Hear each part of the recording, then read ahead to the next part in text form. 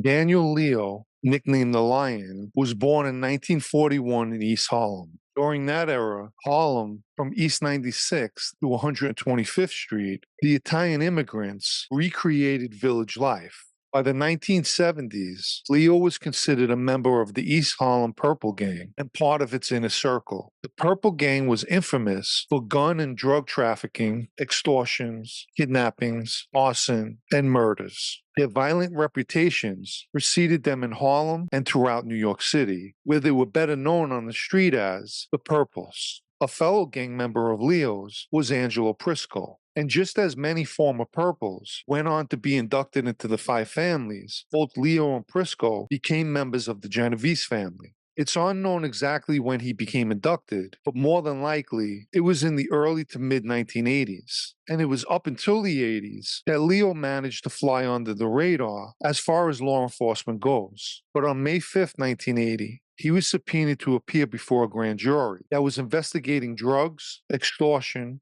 forgery, usury, and murders. Leo appeared in court and read a prepared statement and reappeared before the grand jury on June 4, 1980. Point of interest to the grand jury was police surveillance that included electronic surveillance. Apparently, on December 19, 1978, Leo and John Santinello were being surveilled while at the Antonio Society Social Club on 2nd Avenue. The grand jury's job was to determine whether Leo and Santinello conspired to commit the crimes they were investigating, as well as the murder of Santinello's nephew. On November 25, 1978, 18-year-old Maurice Anzizi and the 17-year-old girl he met days earlier, Marisa Panarese, were driving in Orchard Beach in the Bronx when they were stopped and forced out of Anzizi's 1978 Oldsmobile Cutlass. They were taken into a wooded area off Shore Road and both shot 3 times in the head. Witnesses seen 2 men flee the scene in a blue 1979 Cadillac Seville with the plate number 9261 IJY.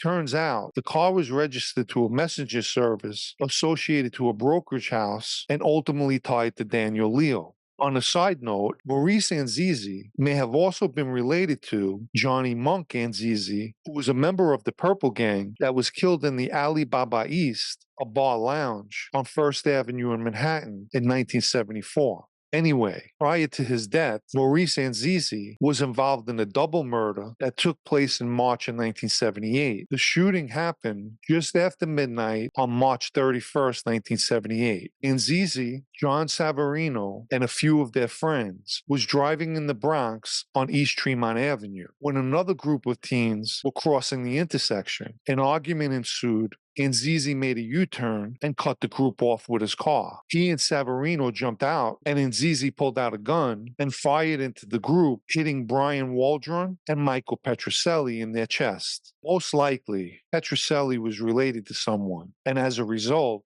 a hit was put out on Maurice Anzizi. The girlfriend killed along with him, unfortunately happened to be in the wrong place at the right time. So while in front of the grand jury on June 4, 1980, Leo refused to answer any questions. Consequently, on June 10, 1980, he was charged with criminal contempt and was convicted following a bench trial in 1981, but beat the case on appeal. Daniel Leo is the brother-in-law of Lucchese member and fellow Harlemite Fat Thomas D'Ambrosio. And since his Purple Gang days, Leo kept a low profile. He was listed as the president of a Bronx-based concrete company called Elite Ready Mix, and by the late 80s was placed in a captain position by West Side boss Chin Gigante, and was also considered to be very well liked by Chin and part of his inner circle. Starting from 1990, Gigante began dealing with a series of indictments, and with his legal troubles mounting, he picked his successor, a young captain who led the 116th Street crew in Harlem, Barney Bellomo. And Bellomo held the position of street boss up until 1996, when he was indicted for racketeering. After taking a plea in 1997, he was sentenced to 10 years. In July 1997, Chin Gigante was convicted after a trial and sentenced in December of that same year to 12 years. He received an additional 3 years in July 2002 on another case which he pleaded guilty to. Chin Gigante would die while in the Federal Medical Center in Springfield, Springfield, Missouri on December 19, 2005.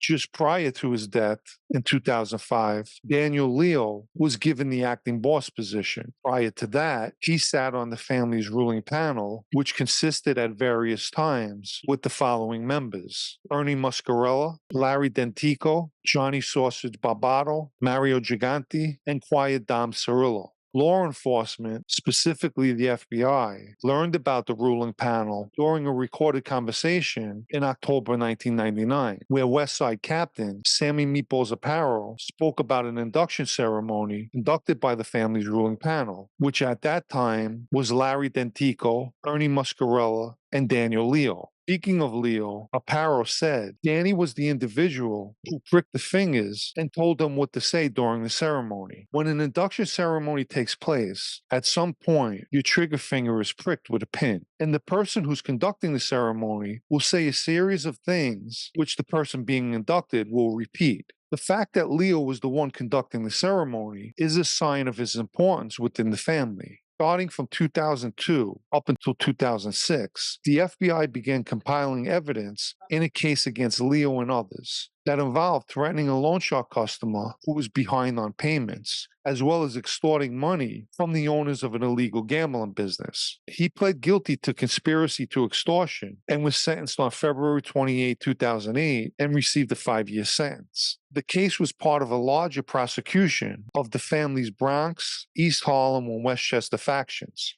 Let me remind everyone to please like this video if you haven't already, as well as the super thanks icon found down below for anyone who'd like to show appreciation for videos like this, which also helps keep the podcast going. While serving his sentence for the extortion charges, Leo was indicted again in February 2009. The indictment was for racketeering, which included violent extortions, loan sharking, narcotics trafficking, and operating illegal gambling businesses. In the indictment, the government mentions that Leo served as acting boss of the Genovese family. It also claims that Leo and others collected loan shark loans on small business owners and others, such as the owners and operators of bartending schools in New York City. Additionally, it claims they took over small businesses in New Jersey. He pled guilty in January 2010 to the loan sharking and illegal gambling charges and was sentenced on March 23, 2010 to 18 months, which ran consecutively with the 60 months he was already serving. He was released in January 2013 and has since kept a low profile. Daniel Leo is currently 83 years old, and his position in the family is unknown, just the way the West Side prefers it.